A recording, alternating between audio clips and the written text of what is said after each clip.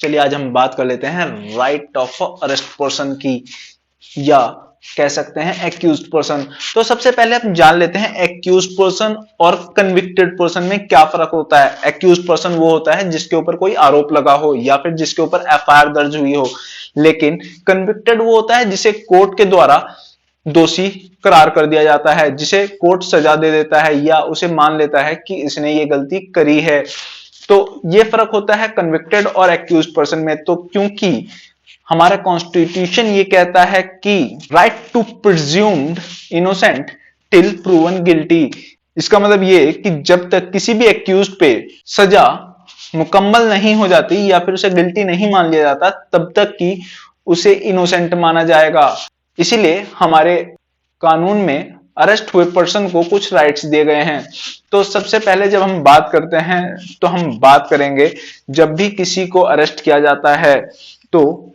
उसे सबसे पहले पुलिस को यह बताना होता है कि उसे क्यों अरेस्ट किया जा रहा है, उसके ऊपर क्या धाराएं लगी हैं और उसे बेलेबल और नॉन बेलेबल किस वारंट किस धाराओं के अंतर्गत अरेस्ट किया जा रहा है, जो कि आता है सेक्शन 51 सीआरपीसी में। अगर किसी को भी बिना वारंट के अरेस्ट किया जा रहा है तो उसे ये बताना पुलिस का काम है कि क्यों उसे अरेस्ट किया जा रहा है, किन धाराओं पे उसे अरेस्ट किया जा रहा है, ये उसे बताया जाए। उसके बाद अगर हम बात करें सेक्शन 55 की,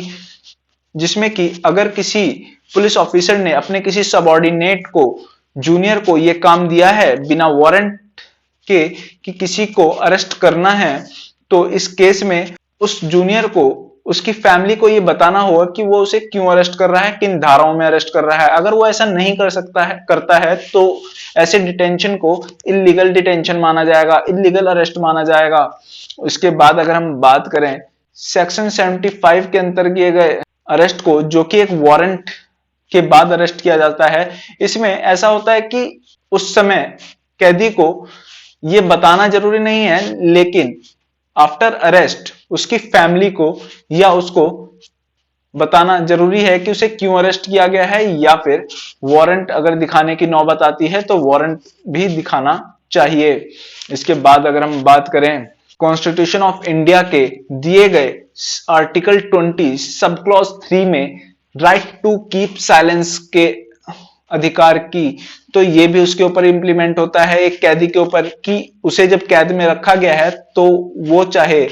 तो शांत भी रह सकता है। मतलब कि उसे वो कुछ भी पूछे, उसको सब बात का जवाब देना उसके पास जरूरी नहीं है। वो जो बोलना चाहता है वही बोले, बाकी उसके ऊपर कोई फोर्स नहीं है कि वो सब कुछ जो वो चाहते हैं सामने वाला वही बोले। हाँ, ये बात अलग है कि ग्राउंड पे ऐसा होता नहीं है, लेकिन फिर भी फिलहाल हम कानून की बात कर रहे हैं। लास्ट में हम बताएंगे कि ऐसा इसके बारे में आगे क्या किया जा सकता है। इसके बाद as per the section 50 sub clause 2,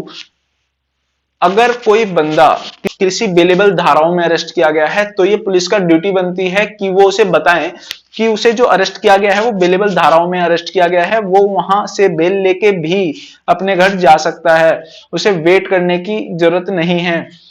ये पुलिस की ड्यूटी बनती है और उसे इसे रिकॉर्ड भी करना चाहिए। और यही अगर अरेस्ट होने के बाद जो अरेस्टेड पर्सन है या एक्यूज्ड पर्सन है वो किसी अपने फ्रेंड, फैमिली या फिर किसी एडवोकेट का बारे में बताता है कि उनको इनकी इंफॉर्मेशन देनी है, तो इस चीज को रिकॉर्ड करके पुलिस का काम बनता है कि वो उसको इन्फॉर्म करे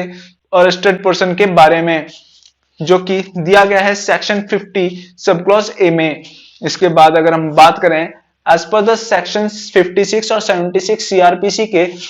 जल्द से जल्द मजिस्ट्रेट के आगे अरेस्टेड पर्सन को ले जाने का कंडीशन दी गई है कि जल्द से जल्द आपको प्रेजेंट करना है अरेस्टेड पर्सन को मजिस्ट्रेट के आगे। उसके बाद सेक्शन 70 में बताया गया है कि विद इन 24 आवर्स जो भी अरेस्ट किया गया है पर्सन, उसे मजिस्ट्रेट के आगे पुलिस का काम है कि वो उसे पेश करे और सही सलामत। इसके बाद अगर हम बात करें कि अच्छा, एक केस सामने आता है जिसमें कि हम ये अक्सर देखते हैं कि पुलिस वाले जो हैं फ्राइडे के दिन अरेस्ट करते हैं, भले ही वो करप्शन के कारण करते हो या किसी और कारण से, लेकिन वो करते क्यों हैं? इसमें ये होता है कि उनको 2 दिन का जो ग्रेस पीरियड है वो मिल जाता है। जैसे कि इसमें दिखाया गया है कि 24 घंटे के अंदर उन्हें मजिस्ट्रेट के आगे पेश करना है। तो इसमें उनके पास ये एक्सक्यूज आ जाता है कि क्योंकि सैटरडे और संडे को कोर्ट बंद था, इसीलिए वो मजिस्ट्रेट के आगे कैदी को पेश नहीं कर पाए, और जिसके कारण वो कैदी को 3 दिन तक लगभग अरेस्ट करके रख सकते हैं। अब ये होता किस तरीके से है और किस कारण से, जरूरत होती है या फिर करप्शन का पार्ट, ये आप लोग डिसाइड कर सकते हैं। इसके बाद अगर हम बात करें आर्टिकल 22 सबसेक्शन 1 की, कि अरेस्टेड पर्सन को अपना एडवोकेट हायर करने का राइट होता है, वो अपने एक एडवोकेट को हायर कर सकता है। लेकिन इन केस मान लीजिए कि जो अरेस्टेड पर्सन है वो इंटीजेंट है, वो कोई पुअर बैकग्राउंड से है, पुअर फैमिली से है, जो कि एक एडवोकेट को अफोर्ड नहीं कर सकता या किसी लीगल प्रैक्टिशनर को हायर करने की कंडीशन में नहीं है, तो इस केस में कोर्ट लीगल सर्विस अथॉरिटी से बोल के उसे एक लीगल प्रैक्टिशनर प्रोवाइड करवाएगी, जो कि उसको सलाह भी देगा और उसका केस भी डिफेंड करेगा, उसको उसके राइट के तौर पे मिलेगा, जिसमें कि as per the article 21 constitution of India right to fair and speedy trial की बात की गई है, के अंतर्गत मिलता है। Right to fair, and fair का मतलब ये होता है कि किसी को भी बिना सुने कोई सजा नहीं दी जाएगी। हर एक कैदी को या फिर हर एक पार्टी को बोलने का हक होगा, अपनी बात रखने का हक होगा, जो कि उसे एडवोकेट मिलके अपनी बात रख सकता है। और जब हम बात करते हैं स्पीडी ट्रायल की, तो स्पीडी ट्रायल का मतलब होता है कि अगर कोई भी केस जो कि है, जिसकी सजा किसी भी धारा की सजा जो 2 साल से कम की है, उस कंडीशन में पुलिस को 6 महीने के अंदर उस केस की जांच करके अपनी रिपोर्ट सबमिट करनी होगी। उसके बाद अगर हम बात करें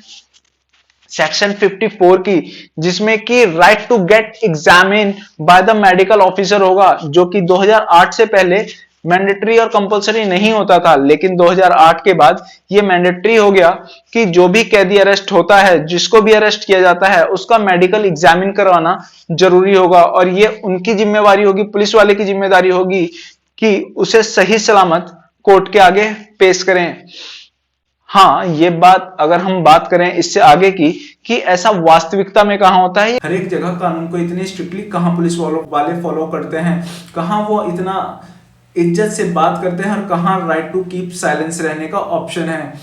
ऐसा ग्राउंड पे कहां होता है। तो इसीलिए बोलते हैं कि कानून के जानकार बनते रहिए, कि जहां अगर कुछ भी ऐसा होता है जहां आपको लगे कि कानून को फॉलो नहीं किया जा रहा है, तो उस बात को आप अपने वकील को बता सकें, उसका कोई ऐसा एविडेंस बना सकें जो कि आप आगे कोर्ट में रिप्रेजेंट कर सकें, ताकि आपका वकील जो है उस बात को कोर्ट में रखेगा। और अगर कुछ ऐसा पाया जाता है जिसमें कि लगे कि पुलिस वाले ने रूल को या फिर कानून को फॉलो नहीं किया, तो उस पुलिस वाले पे भी एक्शन लिया जा सकता है कोर्ट के द्वारा। तो ऐसी ही और जानकारी के लिए हमें फॉलो और सब्सक्राइब कर लिए, ताकि हम आपको ऐसी ही कानून की और जानकारी देते रहें। Thank you.